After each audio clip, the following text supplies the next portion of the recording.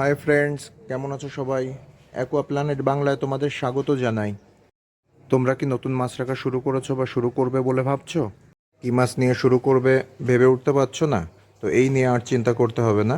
তো সঠিক ভিডিওতেই ক্লিক করেছো। এই ভিডিওটা পুরো দেখলে সমস্ত রকম কনফিউশন দূর হয়ে যাবে। ভিডিওটি সম্পূর্ণ দেখার পর যদি একটুখানিও হেল্পফুল মনে হয় আর যদি কারো কোনো কাজে লেগে থাকে, তাহলে অবশ্যই অনুরোধ করব চ্যানেলটি সাবস্ক্রাইব করে সাথে থেকো। আর সাথে লাইক কমেন্টও করে দিও, এতে ভিডিও বানানোর জন্য আরও অনুপ্রেরণা পাবো। আজ আমরা টপ 7 বিগিনার ফ্রেন্ডলি ফিশ নিয়ে আলোচনা করব। ছোট ট্যাঙ্কে রাখা যায়, আর সবথেকে মেনটেনেন্স লো বলতে গেলে 1 নম্বরেই আসে বেট্টা ফিশের নাম।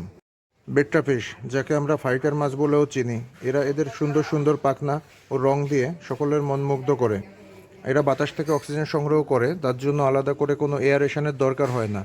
লো মেনটেনেন্স এবং যাদের খুব সময় কম এবং বড় অ্যাকুরিয়াম রাখার জায়গা নেই, তাদের জন্য বেট্টা ফিশটা 1 নম্বরেই ধরা যেতে পারে।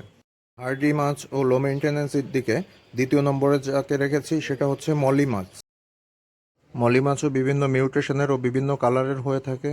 আর এরা ডিম দেয় না, এরা সরাসরি বাচ্চা প্রসব করে, যার জন্য বিগিনারদের কাছে অথবা বাচ্চাদের কাছে এটা খুবই পছন্দের মাছ। এদের খুব বেশি ভালো ফিল্টারেশনেরও দরকার হয় না, তবে সপ্তাহে 1 দিন 2 দিন সাইপুন করে কিছুটা জল পরিবর্তন করে দিলেই এরা ভালো থাকে। এবার যে মাছটির কথা বলবো, এটা সারা বিশ্বেই খুব জনপ্রিয়তা অর্জন করেছে, আর বিগিনারদের কাছে তো অবশ্যই।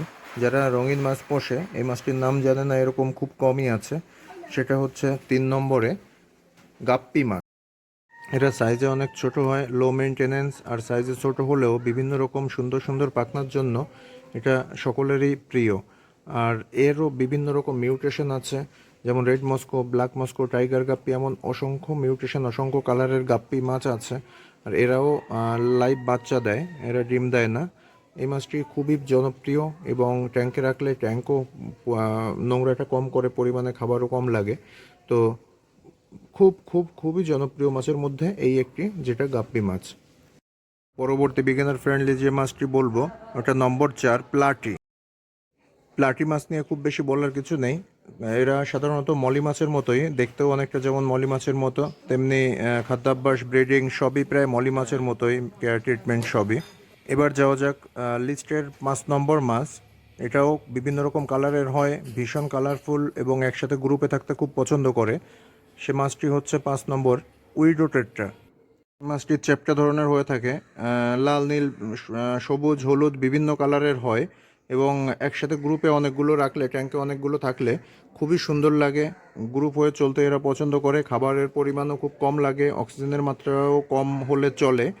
আর এদের যেহেতু খাবার কম খায়, ট্যাঙ্কটাও খুব কম নোংরা করে। এবার 6 নম্বর যে মাছটি নিয়ে আলোচনা করব, এটি সবাই কম বেশি চেনে এবং এগুলো খুব স্লো মুভমেন্ট করে।